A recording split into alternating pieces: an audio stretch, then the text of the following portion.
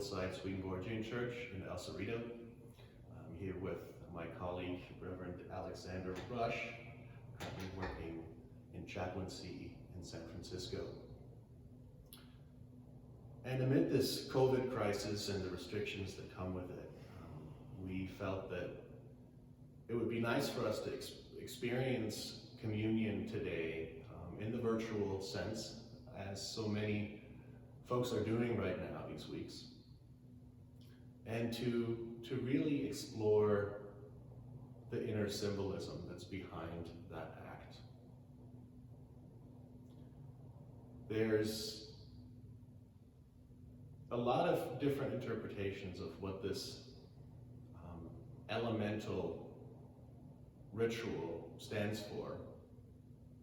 To Emanuel Swedenborg, it was a symbol for, you could say, the ultimate spiritual process of union with the divine, which is the receptivity, the embodiment of love and wisdom, which is how he defines the divine as essentially love and wisdom, love and truth.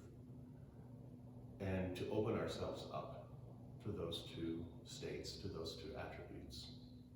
Of course, there's a beautiful connection to this being Easter, where we celebrate the resurrection, the glorification of Christ. And again, in Swedenborgian context, the journey of Christ, that mythical journey that we read about in the Gospels, is also symbolic or correspondential to our own spiritual growth, to the paths that we go through. And another thing that I wanted to stress is that in my understanding, what we're doing today does not require any kind of belief or affiliation. I think one of the beauties of the Swedenborgian understanding of the Holy Supper is that we are all made to be vessels of love and truth. And as long as we feel the need, the urge to recommit ourselves to love and to truth, to love and to kindness, and to truthfulness, if we have that desire, I think we are all invited to share this experience of partaking, in this case, literally, visually, with the eyes of these two elements together. Alex had some words too. Thank you, Thom. In planning this service, Thom and I really tried to orient ourselves around the idea of seeing as believing. And the ancients saw the five senses in a hierarchy, and that sight being the highest, the most spiritual of the senses. And that is because sight is the most symbolic of the senses. And we can see this within our own everyday lives. You know, when you go and you cross the street and it isn't safe, a symbol appears before you of a red hand. A red hand might mean anything. In Northern Ireland, the red hand means a very specific kind of identity, a very specific kind of place. In the caves of Glasgow, the red hand means authorship in an individual. But we see the red hand and we see a message that says, danger, stay where you are, wait for it to be safe. And because we can do that with our eyes, we know that our sight has a very, very powerful connection to our mind and our soul. And in the ancient and medieval church, because that is true, is that the visual participation and consumption of communion was seen as the highest form of connection with Christ. To see the bread broken, to see the wine poured, was to see it on a purely metaphysical, spiritual, and symbolic way that wasn't tasted by that fraction of a second in which you think that the bread tastes like a saltine, or the way that the wine or juice tastes reminds you of that other time. But because of the particular aspect of sight, and that we can see things as symbols, we are here today to elevate our sight so that we may elevate our spirit in these times of hardship. And that is why we are here today, to see and to believe.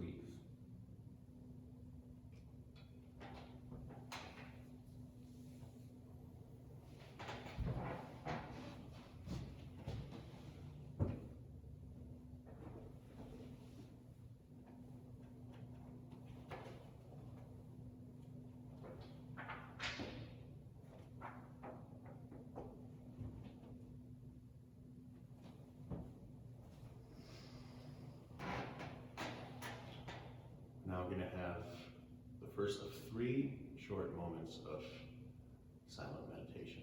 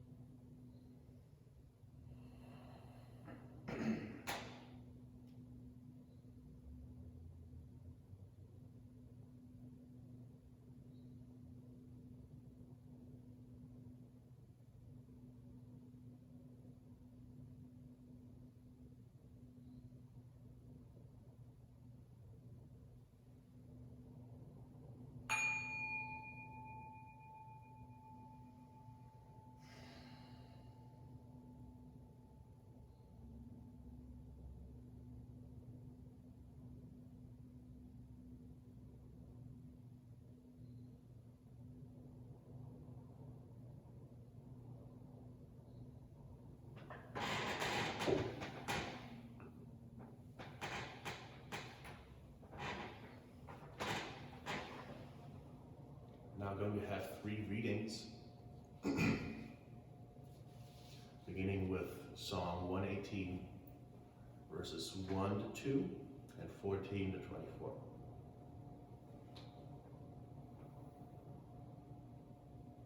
Oh, give thanks to the Lord, for he is good, for his mercy endures forever.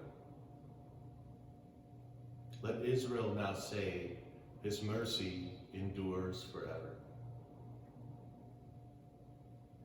The Lord is my strength and my song, and he has become my salvation. The voice of rejoicing and salvation is in the tents of the righteous. The right hand of the Lord does valiantly. The right hand of the Lord is exalted.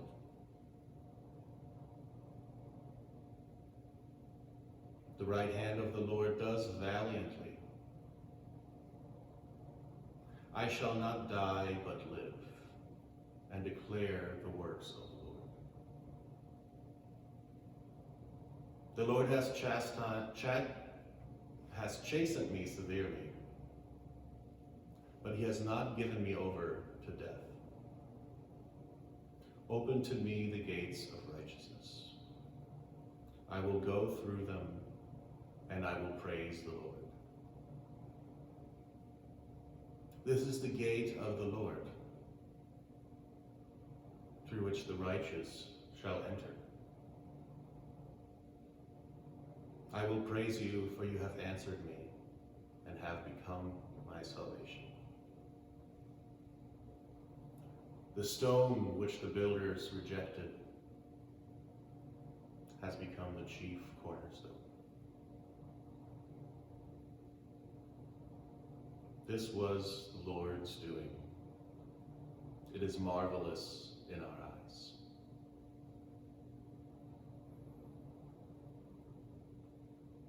This is the day the Lord has made. We will rejoice and be glad in it.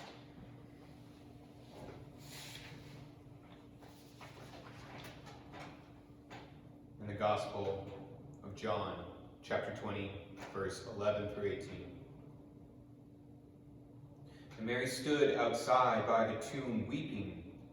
And as she wept, she stooped down and looked into the tomb.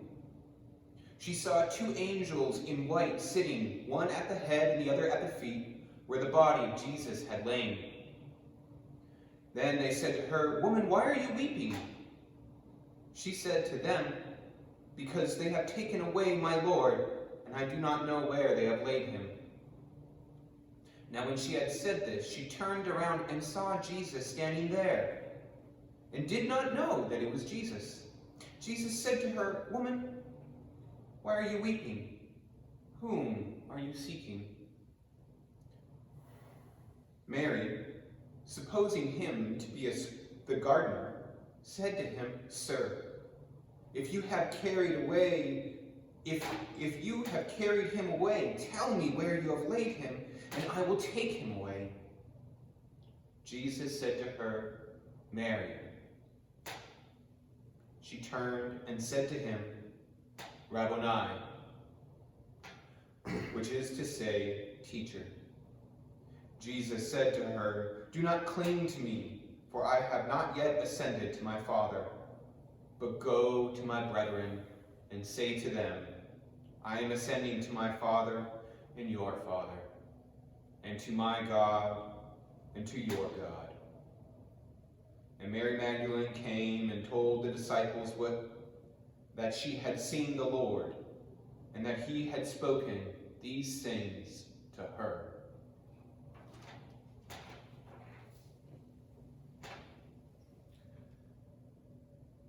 And from the writings of Emanuel Swedenborg, this is from True Christianity, section 728.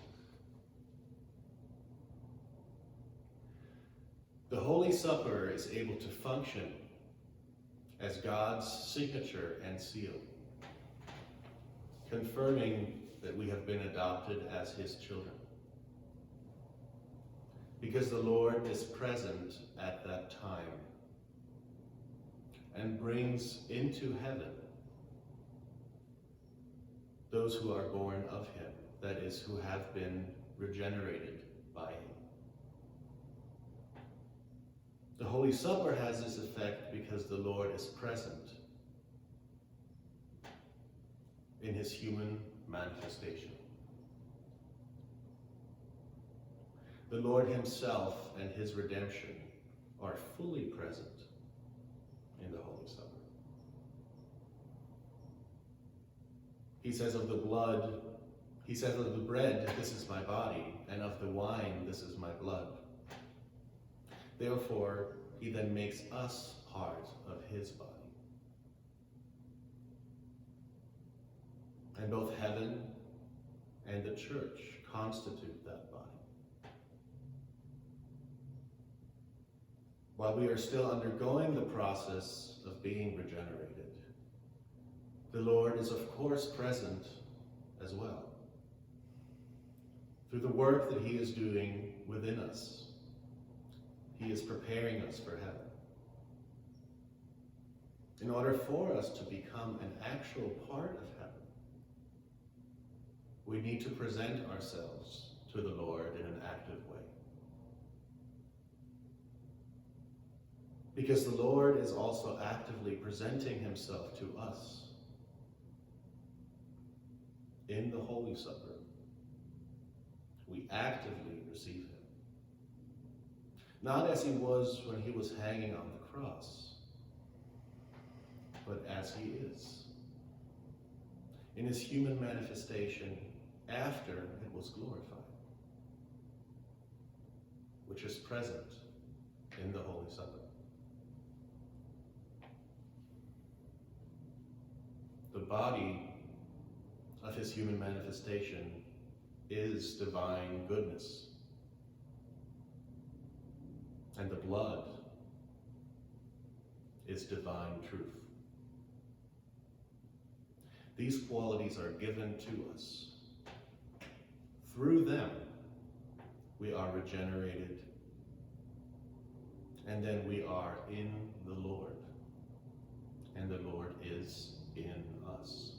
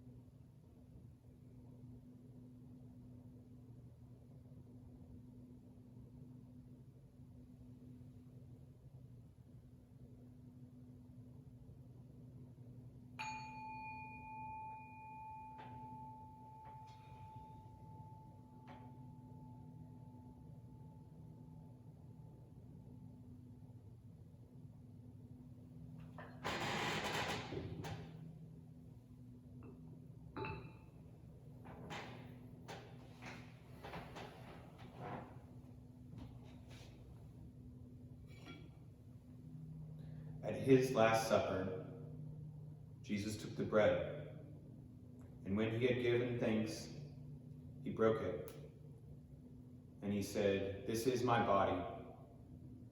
It is for you. Do this in remembrance of me."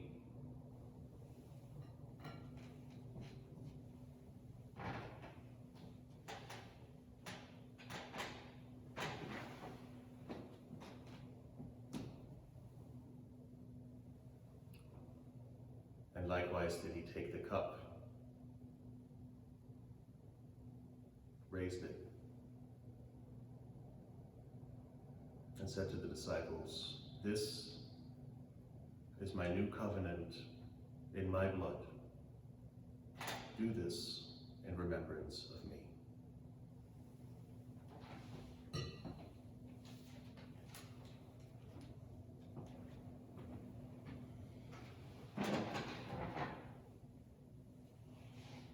We are here in this time of hardship, suffering, anxiety, the unknown, and yet it is Easter. And so we lift these symbols, these visual symbols of the bread, of the wine, of the body and the blood, so that in the midst of the global spread of COVID-19, we may experience God's healing love, that in times of illness, our merciful and loving Father will strengthen our faith and trust in his goodness and divine providence. My Jesus, I believe that you are present in the most holy sacrament of this altar. I love you above all things, and I desire you into my soul. Since I cannot receive you sacramentally, come at least spiritually into my heart. I embrace you as if you were already there, and unite myself wholly with you. Never permit me to be separated from you. And in the name of God and of Jesus, amen.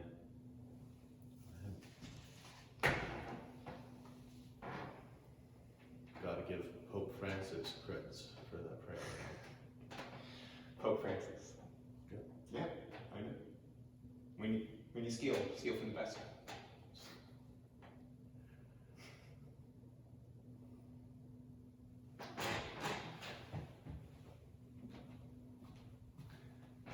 Now may the Lord bless you and keep you.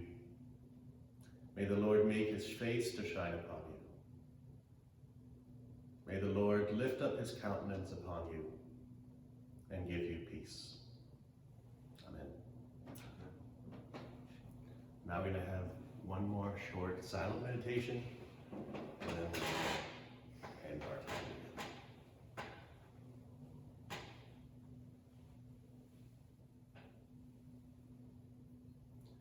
We can take this as another opportunity to just meditate and reflect on the symbols that are here at our center. The open word, the 7 candles, the bread, the wine, and just let them speak to us, and let them speak to our spiritual self.